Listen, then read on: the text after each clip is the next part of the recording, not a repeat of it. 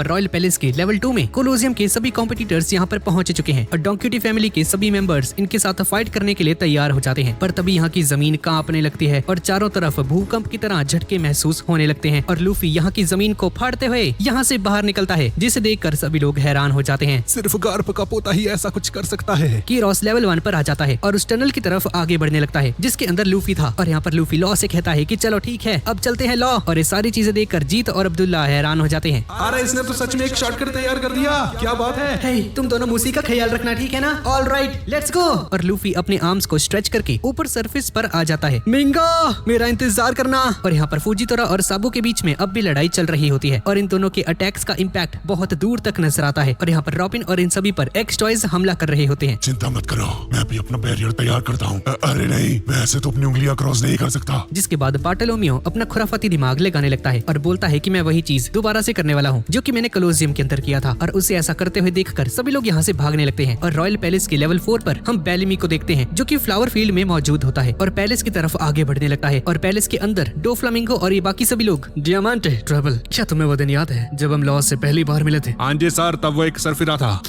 यहाँ तक कि उसकी आंखों में भी पागलपन नजर आता था। लॉ बचपन में बिल्कुल मेरे जैसा लगता था और मुझे ऐसा लगने लगा था कि आने वाले 10 सालों में ये मेरा राइट हैंड बनने वाला है। पर अफसोस, अब मुझे उसे अपने ही हाथों से मारना होगा। इसके बाद हम एक फ्लैशबैक को देखते हैं जब डोफ्लामिंगो लॉ से पहली बार मिला था। प्लीज मुझे अपने पायरेट ग्रुप को ज्वाइन करने दीजिए। ये सुनकर डोफ्लामिंगो चौंक जाता है। मैं हर एक उस चीज को डिस्ट्रॉय करना चाहता हूँ जिस पर मेरी नजर जाए। लोग, शहर, घर, मैं सब कुछ तबाह करना चाहता हूँ और मैं व्हाइट टाउन फ्लेमेंस में पला बड़ा हूँ। और व्हाइट टाउन का नाम सुनकर डोफ्लामिंगो चौंक जाता है। मेरे पास ज्यादा वक्त नहीं है सर, क्योंकि मैं बहुत ही जल्द मरने वाला हूँ। इसके बाद हम वापस से प्रेजेंट में आ जाते हैं और लूफी लॉ को लेकर डोफ्लामिंगो की तरफ आगे बढ़ रहा होता है और रॉयल पैलेस के ऊपर बेलेमी पहुंच चुका है और डोफ्लामिंगो के सामने आ जाता है। डोफ्लामिंगो, तुमने डेलिंकर को मुझे मारने का ऑर्डर क्यों दिया? बेलेमी, हाँ, हम दोनों के रास्ते शुरुआत से ही अलग थे दोस्त। तुम शुरुआत से ही बस एक पायरेट बनना चाहते थे, पर मुझे तो इस पूरी दुनिया को तबाह करना था। जिसे सुनकर बेलेमी शॉक्ड रह जाता है और यहाँ पर सुलेमान का सामना डेलिंकर के साथ हो जाता है। चाहे कुछ भी हो जाए, मैं इससे नहीं हारने वाला।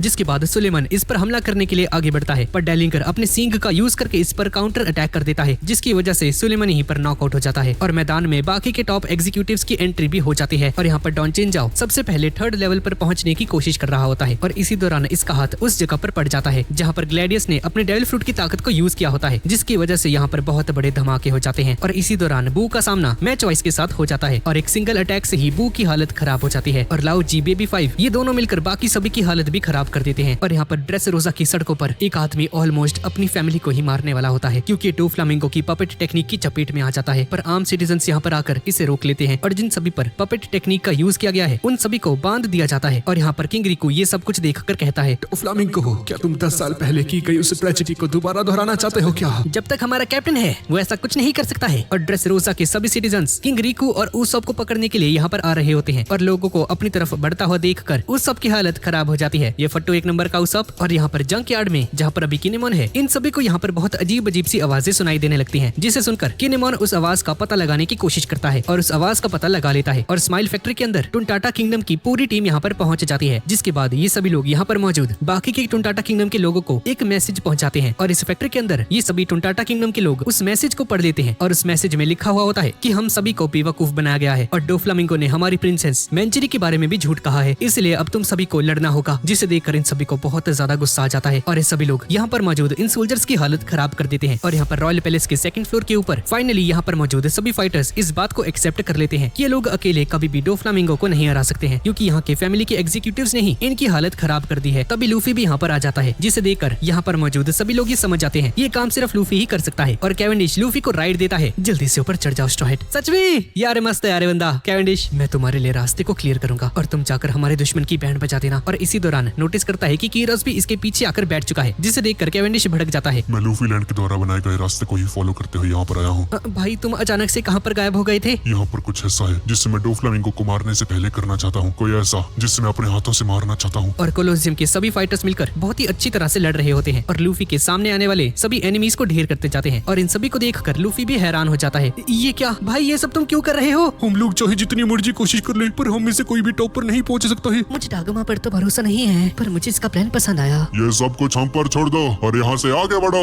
हमें ये वॉर किसी भी हालत में जीतनी होगी। जिसके बाद सभी लोग एक साथ लड़ने के लिए तैयार हो जाते हैं, जिसे देखकर लूफी भी स्माइल करता है। सुनने में तो मजेदार लगता है, तो चलो इसे करते हैं। अब लूफी का सामना ग्लैडियस से हो जाता है। स्ट्रा हैट को आगे मत बढ़ने देना, ये मेरा हुक्म है। और सभी सोल्जर्स लूफी पर अटैक करने के लिए आगे बढ़ जाते हैं, पर तभी ब्लू किली और किंग एलिजाबेलो आकर इनका काम तमाम कर देते हैं और हाजुरुद्दीन बाकी सभी लोगों का सुकड़ा साफ कर देता है और कोलोसियम के सभी फाइटर्स मिलकर लूफी की जान बचाने के लिए इसे घेर लेते हैं। कैवेंडिश, चाहे जो मर्जी हो जाए, तुम्हें स्ट्रॉ हैट लूफी को रॉयल पैलेस में हर हालत में पहुंचाना होगा। और कैवेंडिश लूफी को लेकर यहाँ से आगे बढ़ जाता है। मैं तुम्हें ऐसा करने नहीं दूंगा। और ग्लैडियस लूफी पर हमला करने के लिए आगे बढ़ जाता है, पर तभी साइज के बीच में आ जाता है और इसके हमले को रोक लेता है। जिसके बाद इन दोनों में फाइट शुरू हो जाती है और ईडियो और साई मिलकर ग्लैडियस और लाउजी से लड़ते हैं। जिसके बाद ग्लैडियस अपने डेविल फ्रूट की ताकत का यूज करके अब मरने के लिए तैयार हो जाओ। और यहाँ पर एक बहुत बड़ा धमाका हो जाता है और यहाँ पर बेबी 5 डॉन चिंजाओ से कहती है कि मुझे लगा था कि तुम लोग दूसरों के साथ टीम अप करने में भरोसा नहीं रखते हो। कार्प का पोता इस लायक है कि हम उस पर भरोसा कर सकते हैं। और ऐसा बोलकर बेबी 5 पर हमला कर देता है, जिसे ये डॉज कर जाती है। और किंग एलिजाबेलो के सामने होता है डेलिंगर, जहाँ पर डेलिंगर एलिजाबेलो के पेट में एक जोरदार किक मार के इसे दूर फेंक देता है। और जैसे ही डेलिंगर इस पर दूसरा हमला करने वाला होता है, हाजुरुद्दीन यहाँ पर आकर किंग एलिजाबेलो की जान बचा लेता है। पर तभी हमें दिखाया जाता है कि मैच वाइज हाजुरुद्दीन पर हमला कर देता है। जिसके बाद लूफी और ये सभी लोग आगे बढ़ने लगते हैं रॉयल पैलेस की तरफ। और डेलिंगर समझ जाता है कि अभी डागमा कमांड ले रहा है और डेलिंगर सीधा जाकर डागमा पर अपने सींगों से हमला कर देता है, पर डागमा इसकी बैली के अंदर फंस जाता है।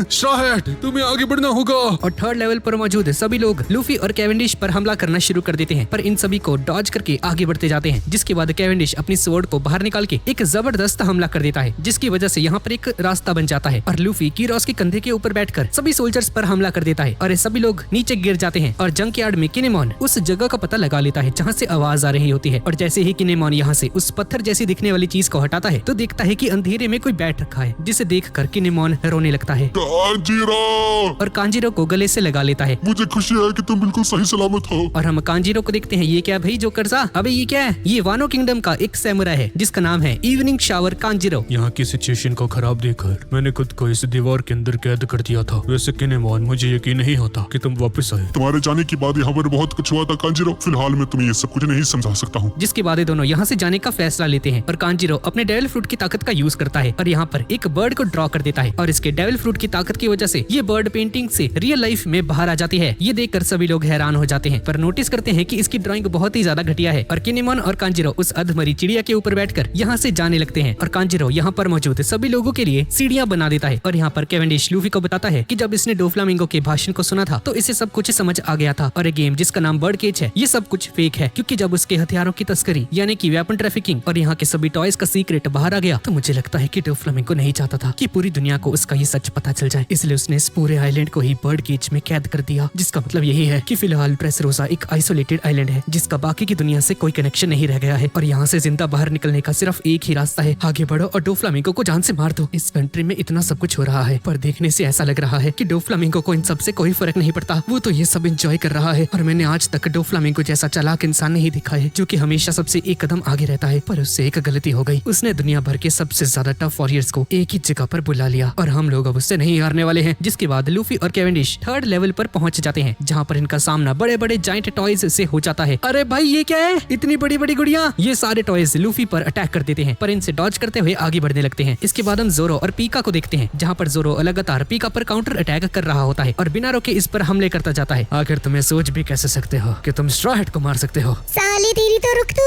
और अपनी स्वॉर्ड से जोरो पर अटैक करता है, जिसे जोरो डॉज कर जाता है और जोरो पीका के इस हाथ को दो हिस्सों में काटता चला जाता है। और जोरो को इतनी तेजी से आगे बढ़ता हुआ देखकर पीका दोबारा से अपने शरीर को स्टोन में बदल देता है। और तभी जोरो की नजर रॉबिन, रेबेका और बार्टोलोमियो पर जाती है, जो कि अभी हवा में उड़ रहे थे। ए, तुम सब लोग कहाँ जा रहे हो? हाँ? और पीका को देखकर रेबेका चौंक जाती है। ये तो पीका है, ये डॉन्क्यूटी फैमिली के टॉप एग्जीक्यूटिव्स में से एक है। जोरो, इसे हमसे दूर रखो क्योंकि हमें इसके आगे जाना है। मैं तुम्हें पहले तक जाने नहीं दूंगा। और पीका अपने जाइंट पंच का यूज करके इन तीनों पर हमला करने लगता है, पर तभी जोरो दौड़ते हुए जाकर सीधा अपने 3 स्वॉर्ड स्टाइल का यूज करके एक बहुत ही खतरनाक अटैक कर देता है। और जोरो के इस हमले की वजह से पीका की बॉडी के 2 टुकड़े हो जाते हैं और सभी का मुंह खुला का खुला रह जाता है। और ये अटैक पीका की रियल बॉडी को भी लगता है और इसके मुंह से खून निकलने लगता है। अब मुझे नजर में आ रहा है कि तुम्हारी ताकतें कैसे काम करती हैं। वैसे मैं तुम्हें एक बात बताना भूल गया कि स्ट्रॉ हैट्स सिर्फ स्ट्रॉ हैट, लूफी और गॉड उसप नहीं है। मुझे मत भूलो, क्योंकि मैं वो इंसान हूँ जो कि एक दिन वर्ल्ड का सबसे खतरनाक स्वॉर्ड्समैन बन के दिखाएगा। जोरो सेल भाई, और पीका के सामने जोरो टशन के साथ खड़ा होता है और स्माइल फैक्ट्री के अंदर टुनटाटा किंगडम के सभी लोग तांडव मचा रहे होते हैं और इन सभी की हालत खराब कर देते हैं। हे, जल्दी से फैक्ट्री के डोर को ओपन करो। और उनमें से एक बंदा जिसका नाम माओजी है प्रिंसेस मैंचुरी को ढूंढने के लिए चला जाता है। प्रिंसेस, आप कहाँ पर हैं? पर सिक्योरिटी रूम में कोई इन सभी पर नजर रख रहा होता है और एक सोल्जर आकर कहने लगता है कि मैनेजर, हमें आपकी जरूरत है। वो टुनटाटा किंगडम वाले हमारी हद से बाहर हो चुके हैं। मैं आज उन सभी को सबक सिखाऊंगी। आज वो छोटे छोटे नहीं बचेंगे। और टुनटाटा वाले यहाँ पर मौजूद सभी ट्रांसपोंडर स्नेल्स को खराब कर देते हैं ताकि कोई भी बंदा अपने बैकअप को ना बुला सके और सभी लोग फैक्ट्री के डोर को ओपन करने की कोशिश करते हैं। और यहाँ पर मोजी मैंचुरी को ढूंढने के लिए चला जाता है। मोजी, अरे मोजी रुको, हम तुम्हारी भावना समझ सकते हैं। अरे रुको ना,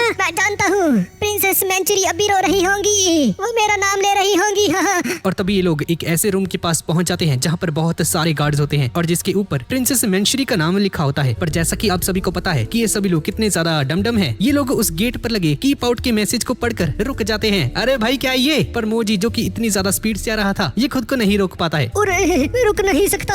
और सीधा उस रूम के अंदर जाकर एंटर हो जाता है और सभी लोग ये देखकर हैरान हो जाते हैं। जिसके बाद हमें पता चलता है कि असल में ये एक स्टोरेज हाउस होता है और टुनटाटा वाले उस गेट को खोलने की कोशिश कर रहे होते हैं और बाहर सैनी और पिंक और फ्रैंकी, इन दोनों के बीच में कबड्डी जैसी लड़ाई चल रही होती है और अंदर ये टुनटाटा वाले फर्स्ट लॉक को ओपन कर देते हैं और गेट के खुलने की आवाज फ्रैंकी तक पहुंच जाती है। मैं जानता हाँ कि तेनू ਇਹਦੇ ਨਾਲ कोई फर्क नहीं पड़ता है, पर हाले थोड़ी देर पहले ही मैंने उस तरफ एक बुढ़ी औरत नु देखा जिन्हों कुछ लोग परेशान कर रहे थे। अच्छा ऐसा है तो ये तो बहुत ही बुरा हुआ। और ऐसा बोलकर सैनी और पिंक फ्रैंकी को छोड़कर उस डायरेक्शन में दौड़ने लगता है और अंदर वो फैक्ट्री मैनेजर जिसका नाम क्वीन है और जो कि 20 सालों की है टुनटाटा किंगडम के लोगों के सामने आ जाती है, जिसे देखकर सभी लोग डर जाते हैं। मैं तुम लोगों को यहाँ से निकलने नहीं दूंगी। और सभी पर अटैक कर देती है और अपने इस वैक्यूम क्लीनर के अंदर इन सभी को भरने लगती है, जिसे देखकर सभी लोग यहाँ से अपनी जान बचाकर भागने लगते हैं। पर एक एक करके सभी को पकड़ रही होती है। मैं तुम लोगों को ऐसा करने नहीं दूंगी। और अपने वैक्यूम की पावर को और भी ज्यादा बढ़ा देती है, जिसकी वजह से टुनटाटा के सभी लोग इस वैक्यूम क्लीनर के अंदर खींचे चले जाते हैं। और तभी अचानक से ये गेट खुलने लगता है, जिसे देखकर सभी लोग हैरान हो जाते हैं और अपना फ्रैंकी इस गेट को खोलते हुए अंदर आ जाता है। क्या बात है गबरू जवाना, बहुत बढ़िया,